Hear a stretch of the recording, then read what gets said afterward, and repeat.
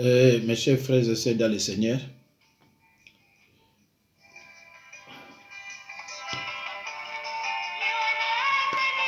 mes chers frères et sœurs dans le Seigneur,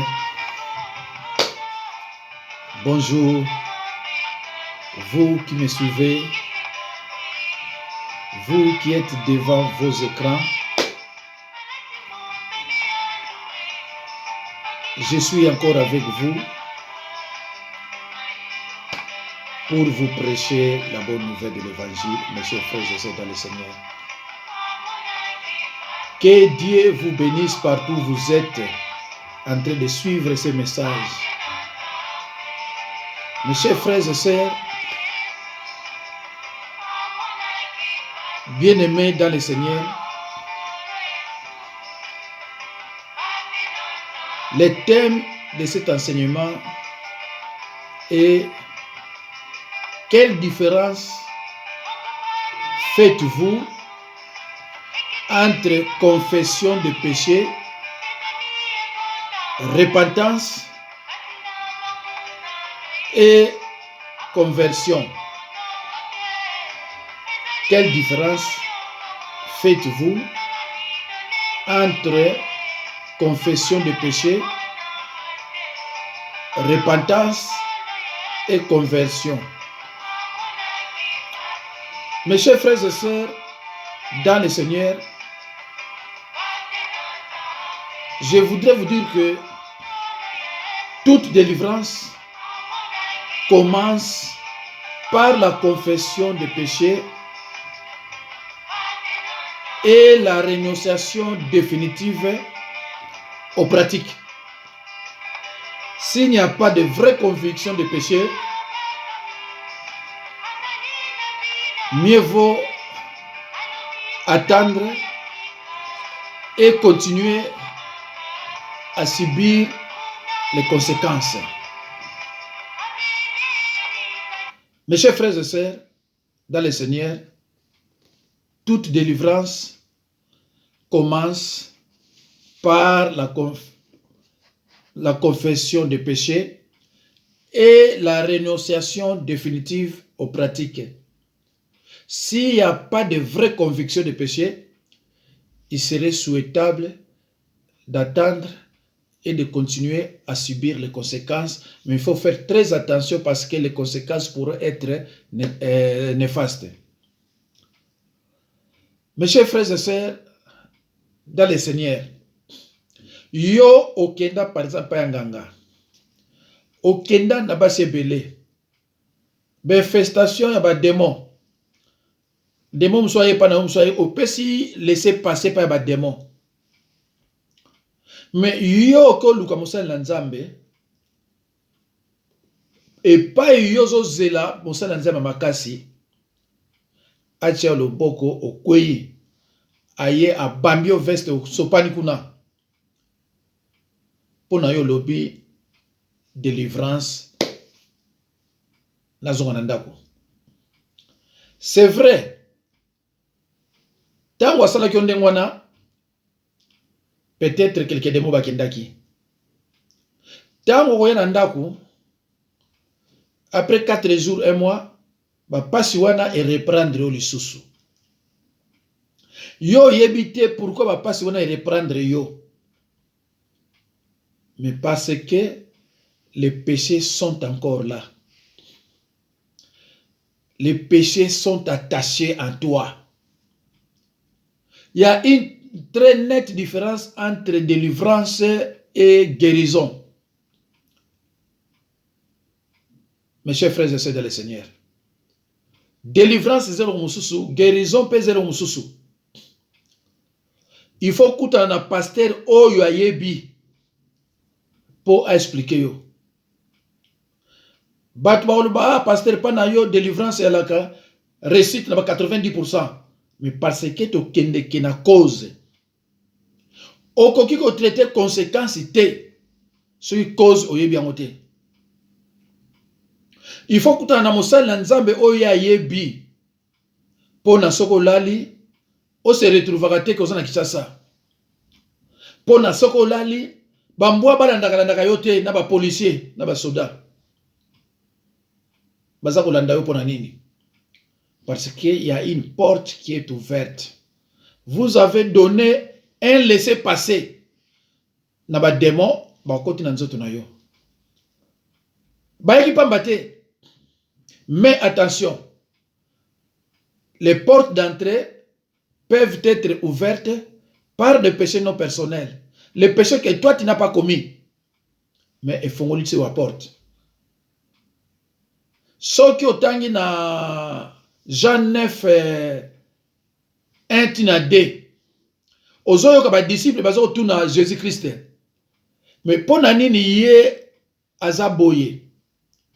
Ye muta pechaki to ba para na ye. Ndeko il faut oye baka mateya yo landa keza ya nani.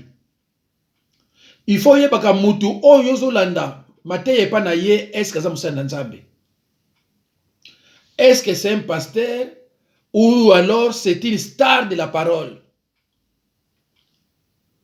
Okokota na YouTube, omona bato ebele, baza ba star ya parole, mais ce ne sont pas des pasteurs. Alors bino kolanda mingi ba star. Dieu n'a pas besoin de stars. Dieu a besoin de prédicateurs qui prêchent la parole avec droiture. Bango na nzambe na ba besoin. Mais oyo bokomisa makama nzambe neti sketch ya ba mangobo. C'est pour cela que vous continuez à souffrir. Biloko oyo ezana na nzoto. Il faut ebima. Eko bima na nini? Na confession de péché. Sans confession, biloko ne bima te. C'est pour cela que vous continuez à souffrir. Aucun séminaire, balobino séminaire ya délivrance, séminaire ya délivrance na Bible ezate. Ok, bache o loboko kuna ko bache o loboko kuna ko bache on programme par le Saint-Esprit. Ba ko yebisa ndenge ni. So ok place wana bache o loboko ko musu ko iba oliki ba 5 bimamba on église wana. Les églises abandoke, les églises ensemble za wana te. On programme par le Saint-Esprit. O bozoro ba na Bible ezate.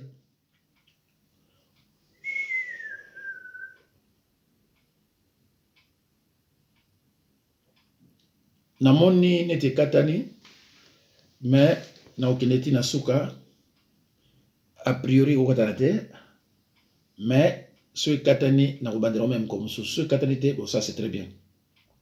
Frères et sœurs en Christ, toute délivrance commence par la confession des péchés et la renonciation définitive aux pratiques. S'il n'y a pas de vraie conviction de péché, il serait souhaitable d'attendre et de continuer à subir les conséquences. Frères et sœurs en Christ, faire une simple prière en disant « Éternel, s'il te plaît, pardonne-moi tous mes péchés » n'amène pas la purification. Chaque péché doit être cité devant Dieu. Chaque péché doit être cité devant le Seigneur. Ndeko nangai, yo o peshaki na Kinshasa. Oke na matadi au péché. Olongo matadi oya na poto au péché. Mais yo ozolo senga na Nzambe a prier a pardonner yo ba péché na onyonso. Alors que les péchés n'ont pas le même poids. Péché oyo peshaki na Kinshasa. O peshaki ndenge mususu. Tango mususu o defloraki mona bato. O kesi koyo na matadi. Okoko tanda wanganga. Péché neza ndenge mote. Yo lukolo yebite. Lukolo kutana na musala na Nzambe te. Lukolo kutana na vrai musala na Nzambe te. Souffrance wana epana yo eza ko continuer. Soki eloko na sali yango mbango bandeko na ngai, c'est parce que na zui bandimi mususu ya sika bakoti na ministère. Faut bazala délivrer. Alors, olena prêcher yango. Tozala ba mateya mususu. Na préféré na leka na YouTube, na kotindela bango ba landa na ndako. Si on va comprendre silinde na mois de juin, juillet, ba leka na délivrance. Si vous n'avez jamais fait cela, il est très important pour vous de prendre le temps pour analyser votre vie de votre naissance jusqu'au temps présent et la nettoyer. Ndeko, soki na no sala yango te. Il faut ozala ozu bic na papier. Olobi na nzambe ala kisayo ba masumu na onyo so sala banda yo botama. Bandeko, nakutana bandeko ebele. Na otuna ye, est-ce que tu as été délivré? Oui. Délivrance no le ka indengeni. O to kendaki na église, to lobi makamna biso pa pasteur, et puis à ça so jeune il y a 3 jours à sec. Après tant jeune esili abondeli pour na biso esili. Mais si comme on a ndeni, oh te na mona kaka passer ça ngame. Ça c'est pas une délivrance. Ça c'est pas une délivrance. Ayebité. Mais moi le banote ka ayebité zate. Mais yo benye pasteur. Ayebité. Ndeko na ngai. Soki ozoka mate ya oyo na kosenga na yo. Soza na ndeko na yo tindela yango eko surveiller. Soza na ndeko na yo tindela yango eko surveiller. Ndeko na ngai bayebaka mosala na nzambe na liloba. Bayebaka ke oyo aza mosala na nzambe élu de Dieu na parole. Bako juger yo na enseignement na yo ndenge oza ko enseigner. Mutu oyo abengama pa ya nzambe. Soki azo prêcher parole. Boko kangaile ba faute ebelete. So mosala na nzambe azo prêcher parole. Boko kangaile ba faute ebele abengama te. Molimo santu eko tikaye achabino na ba erreur te na ba fausse doctrine te. Mes chers frères et sœurs, faire une confession générale des péchés n'aboutira à rien. Vos péchés ont été commis l'un après l'autre. Ils doivent être examinés un à un et vous devez vous repentir pour chacun d'entre eux. Si vous le faites, vous ôterez tout droit légal dans votre vie. Mes chers frères et sœurs dans le Seigneur, pourquoi osons n'a pas si? Lorsque vous commettez un péché intérieur, vous donnez à Satan un droit légal. Un droit légal d'hypothéquer votre santé et celle de vos enfants. C'est ça. C'est pour cela, il faut le confesser. En confessant le péché, vous ôterez à Satan un droit légal. Droit légal, maintenir yo dans la captivité au longoli yango. Deko, sozo na mate ya oyo, landa yango na boke binyonso. Na oke na oti na suka. Peut-être, lelote, pas na osuka na suki, mais na oke na oti na suka. Nazote yango male mendeko, pour yo comprendre, pour awa, naza nano, l'introduction. Frères et sœurs à Christ. Le péché est comme un mur qui se dresse entre Dieu et nous, qui empêche la communion juste qui plaît à Dieu. Ce mur bloque non seulement la communion, mais aussi toutes les choses que Dieu désire nous donner. Il faut avant tout démolir le mur, sans quoi Dieu ne pourra pas répondre à nos prières. Bible lobby, il faut d'abord démolir le mur. Le péché est comme un mur. Il faut qu'on boucle un mur wana. Mur wana ko boucle on a nini. Nazali na mama ko ayaki. Ah papa, osambila wana sambila pa moi singa bime mama. Pas sinon les années. Oh, les années. Ça fait combien d'années? Ça fait 5 ans. Ça fait 5 ans de souffrir dans le au sambila bien. Ah. Zoa papier. Que nous faisons, nous commis là, Nebisi me mama, biloko eza na kati ya nzoto na yo, yango nzo créer ba problème. Moto mosusu mona za na mari de nuit. Mari de nuit afanda na kati ya nzoto na ye. Ye mta osala kai ba biloko wana. Mais pour mari de nuit wana abima, faut le kana confession na repentance sincère. Sinon tu fais naïe. Yango moni Jésus Christ aloba ikuna na Matthieu 17:21. Cette sorte de démons ne sortent que par la prière et par les jeûnes. Ndeko, Matthieu Oyo, quelle différence faites-vous entre confession de péché, repentance et conversion? Ndeko nangai,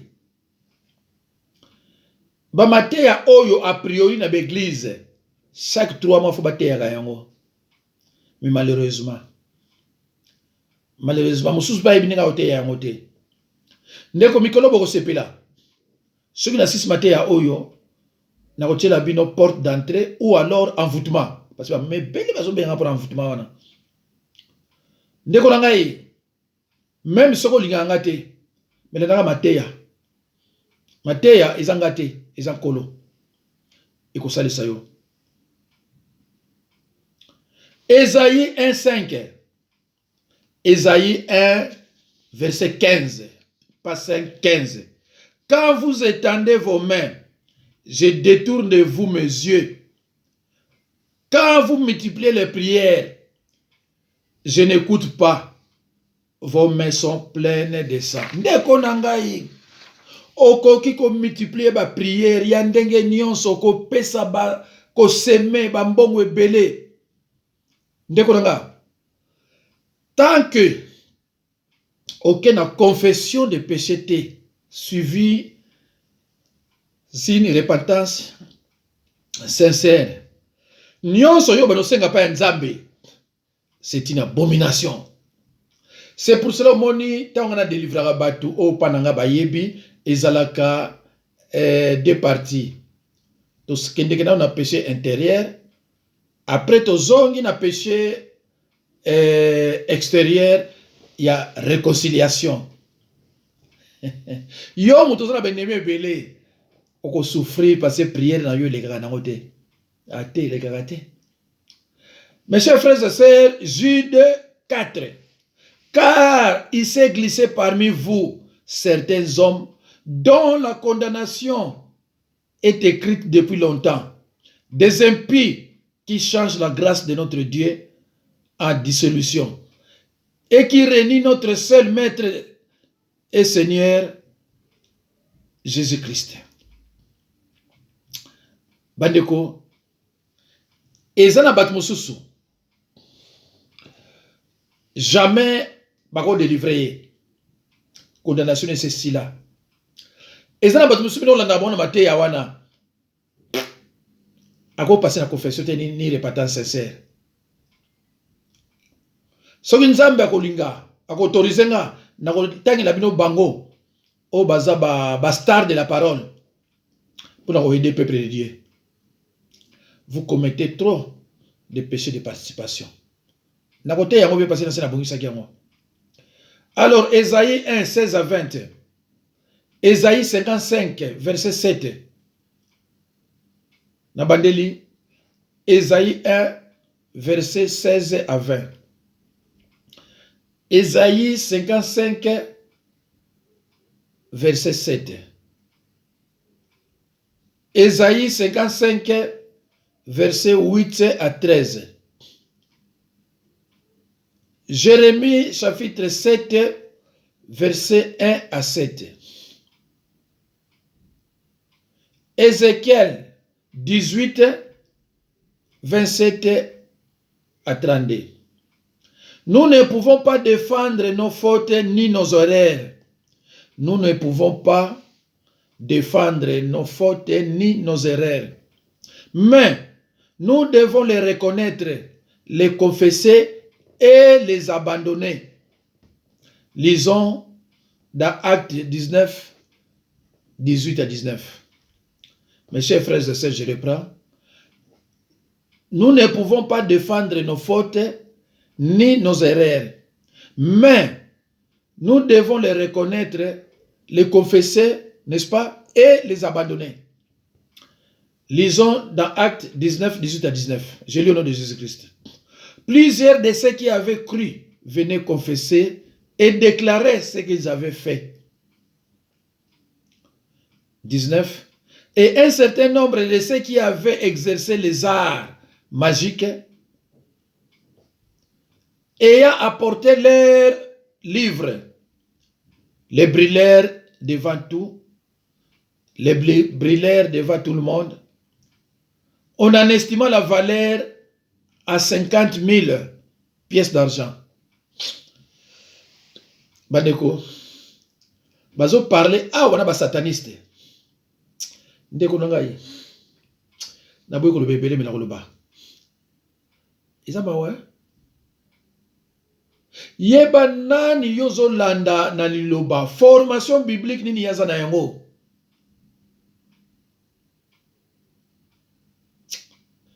Frères et sœurs en Christ, ce verset nous enseigne que les liens de la sorcellerie doivent être confessés en public pour que miséricorde soit obtenue et la miséricorde s'en suive. C'est le verset de Actes des Apôtres 19, 18 à 19 nous enseigne que les liens de la sorcellerie doivent être confessés en public pour que miséricorde soit obtenue et s'en suive.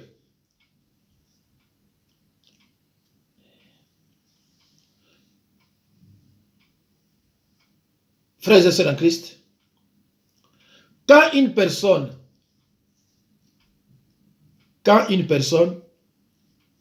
est capable de reconnaître ses fautes, elle peut, n'est-ce pas, trouver la vraie liberté. Mes chers frères et sœurs dans le Seigneur, bien-aimés en Christ, quand une personne est capable de reconnaître ses fautes, elle peut trouver, n'est-ce pas, la vraie liberté. Quand vous ne voulez pas reconnaître vos fautes, les confesser et les abandonner, vous ne trouverez jamais la liberté. Ndeko nangai, toza confiné, tilelo. O bake musala mbango zungi na ndako. Ndeko nangai boni bakufi. Namba milie na yo boni bakufi. Me yo okufite ozali. Nzamba asali o grâce. Osala tout o confesser ba péché na yo. O luka musala nzamba solo bo solo la. Po soko tiki ndengo wana. COVID-19 tango yako zwa yo mono kei. Nga zana témoignage na zo yako sala prochainement. Na ministère nanga 4 bazaki victime ya eloko wana. 5 je crois. Mais 4 tout baza ba diabétique. Toujours il a souka. Après 17 jours ya coma, a outu obima na coma.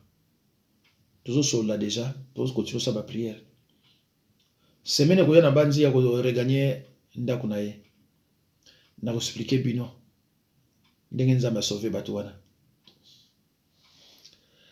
Le roi David, l'homme selon le cœur de Dieu, était coupable de graves fautes. Il a goûté à la joie du pardon. Nous devons croire que Dieu pardonne quelle que soit l'énormité de notre péché. Mais l'enfant conçu dans l'adultère mourra. Psaume 51, 1 à 6. Psaume 51, 1 à 6. 2 Samuel 12, 16 à 18. La miséricorde de Dieu n'exclut pas la punition. Nombre 14, 18. L'Éternel est là à la colère et riche en beauté, Il pardonne l'iniquité et la rébellion, mais il ne tient point les coupables pour innocents. Et punit l'iniquité des pères sur les enfants jusqu'à la 3e et la 4e génération. Ndeko, la miséricorde de Dieu n'exclut pas la punition. Tous exemple à David. David a eu moi ça il a commandité la mort d'Iri, le mari de Bathsheba. Mais Yoka, nombre 14, 18, Robinini. Nzambe alobi na David que moi no boboti fruit d'adultère, fruit de votre adultère, akokufa. David a côté jeûne et prière. Jeûne et prière non exaucée. Nzambe aboaki yango. Mwana kufi. Eza ko bana bino ke même yo sali confession de péché. Mais comment punition moko wela yo? Hein? Comment punition moko ekoyela yo po la kisayo ke na pardonner yo mais zwa oyo. Nzambe pardonnera te mamoko obikité. Comment iloko fo ezala? Ba mususu mona OK, pas accident moko fité. Obimi. Mususu fièvre. Mususu comment iloko moko boy. Mususu pe atiki onde mwana. Parce que dans le baki, les péchés n'ont pas tous le même poids. C'est pour cela, yebaka ozona na mate ya pa ya nani. Soko yebite ndeza mabe. Galates 6:7. Ne vous y trompez pas, on ne se moque pas de Dieu. Ce qu'un homme aura semé, il les moissonnera aussi. On subit les conséquences de ses actes. On doit subir les conséquences de tes actes posés. Mes chers frères et sœurs dans le Seigneur. Galates 6:7. Ne vous y trompez pas, on ne se moque pas de Dieu. Ce qu'un homme aura semé, il les moissonnera. Ndeko, la semence, c'est la multiplication. Tangu yo oloni nguba moko. Tangu tolona nguba oka pa oche moko. Oke msupa oche moko. Nguba oyo lonaki. Oyo yo osemaki. Tangu oko récolter oyo semaki. Nguba wana moko. Okono kutale msusu. Tangu otiabo yo. Omwana msusu 15, 10, 20. Ndeko, verset oyo bato ebele ba comprendre kango te. Galates 6:7. Tango yo peshaki. Makaba ebele bana koyela kayo. Soko peshaki péché moko, le péché intérieur. Na péché et ses conséquences, je vous ai expliqué la différence, n'est-ce pas, qui existe entre le péché intérieur et le péché extérieur. Dans 1 Corinthiens 6:18 ou bien 2 Corinthiens 6:18, mais ça doit être 1 Corinthiens 6:18. Ndeko kotanga la Bible bamba onte. Koza la presete ndeko nangai. Matthieu 26:52. Alors Jésus lui dit, remets ton épée à sa place, car tous ceux qui prendront l'épée périra aussi par l'épée. Ndeko nangai. Mutu asali eloko moko te. Yo bandi ko finga ye. O bandi ko critiquer ye. Batu bazo betilo maboko. Ozuma kama lokuto kotisi. Galates 6:7. Ne vous y trompez pas. On ne se moque pas de Dieu. Ce qu'un homme aura semé, il les moissonnera. Osema kinini ndeko nangai. Osema kinini. Na nombre 14, 18 babi. Bakoko bana na yo. Na bakoko na yo. Bakofuta masumu na yo. Yo moni plaisir pour abetri maboko obi na yebani na sali boy. OK, problème ezate, mais Bible ezokoloba okofuta. Remets ton épée à sa place, car tous ceux qui prendront l'épée périra aussi par l'épée. Ndeko na ngai, bato ebele ba comprendre verset oyo te.